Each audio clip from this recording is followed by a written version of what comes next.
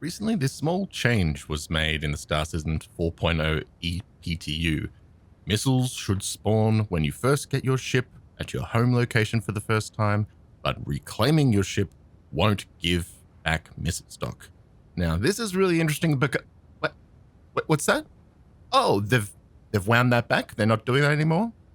Let's talk about that. So currently in Star Citizen, bombs, torpedoes, and missiles are freely available to anyone who has access to a ship that can fire them. And the damage they deal are truly devastating, often crippling most targets they manage to land a hit on, if not outright insta-killing them. The classic scenario caused by these weapons goes as such. You'll be doing your own thing, minding your own business, when all of a sudden, without warning, an inescapable nuke is dropped onto you from orbit by someone you don't know, who doesn't have anything against you or even wanted anything from you. They just could drop a bomb on you, so they did drop a bomb on you. It's simple. These weapons, even with a high cost to buy and restock, were being generated for free by just committing insurance fraud, essentially, and claiming your ship to get a brand new version fully stocked with bombs and missiles for no extra cost. And sure, while it is fun to have bombs going off all the time in massive space battles, there's plenty more positives we will be gaining by making such weapons more valuable by being less freely available to the public. Let me explain this. Straight off the bat, it would have been a nicer time existing in Star Citizen in a world where at any given point, any player can't just entirely flip the game board over for everyone and experience no consequence.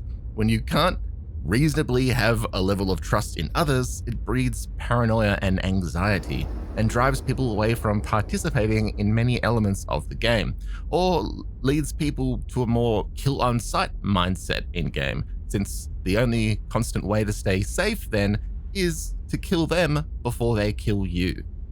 This isn't to say someone can't go nuclear on someone. They can still do that, sure. It can still happen, but if someone has to spend 200,000 per nuke to drop on someone, you're gonna know if you see someone getting nuked that either someone really hated that person or they must be crazy rich with that display of power.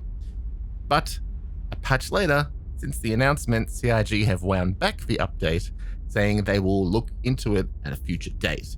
Now, what likely happened is they realized that if you did use up all your missiles, but also just your normal ballistic weapons, normal guns, maybe you wouldn't want or be able to afford your missiles to be restocked at the same time when restocking your regular ammunition. But that's impossible at the moment.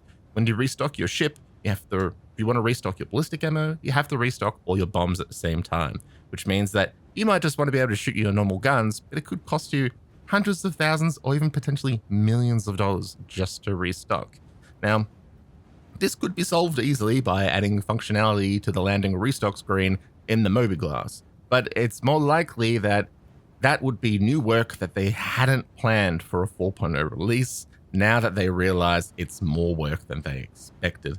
But I do hope that they get back to making changes like this a priority, as it does add value and a spectacle to the game. That value will dictate how to treat every interaction in the game going forward. For instance, we have things like auto defense PDCs and decoys to counter missiles, but in most battles, if you ask people honestly, they'd probably say they wouldn't be trying to actively keep track of an enemy's number of such defenses and opt for more of a try and overwhelm them with as many missiles as possible until it finally breaks through kind of approach. But if we're seeing costs to fire these weapons being more expensive than most missions will even reward you for completing them, then you're going to make damn sure that the cheaper missiles are going to be fired first to run their decoys out, and then you're going to aim at any other defenses that they may have so that if you do fire the more expensive weapons, that it has the best possible chance to actually make contact. And it's going to make the launching of those weapons be even more exciting and more rewarding when they actually do make contact. It's also going to see a huge benefit to salvagers, who will make sure to pick up any ship clean of munitions it might have on board. It might even mean that these types of ships are no longer avoided by pirates, but become targets for pirates looking to loot the munitions from some innocent A2 daily driver enjoyer. I feel like these sorts of changes are going to be happening extremely fast from patch to patch. Fundamental changes that mix up how we play and interact with each other. We all just actually experienced one, in fact, with master modes, although they're winding it back now also.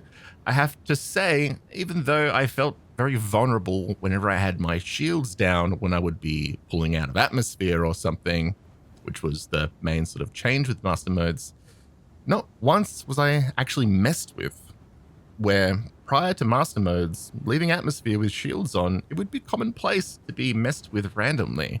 Perhaps that sense of vulnerability that we all actually shared had fundamentally shifted the etiquette within Star Citizen. Therefore, against all odds, somehow made it safer for you to fly a spaceship without shields than with them. And it's these types of changes to Star Citizen that I'm truly excited for. Not necessarily new ships or pretty space rocks, but the things that actually make this a game and not just a hollow tech demo. The rules and restrictions we need to navigate in order to become good at and master or fail and flail by. So I'm curious. I'll leave you with this. For the comments section, what other elements of Star Citizen do you think would benefit by nerfing or just supremely altering, and why?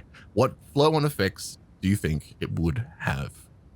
And once again, thanks for sticking around here to listen to me ramble.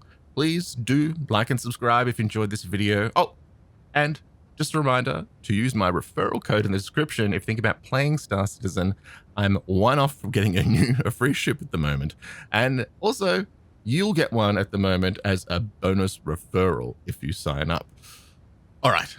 As usual, my name's Dead Leader, and I'll see you all in the verse.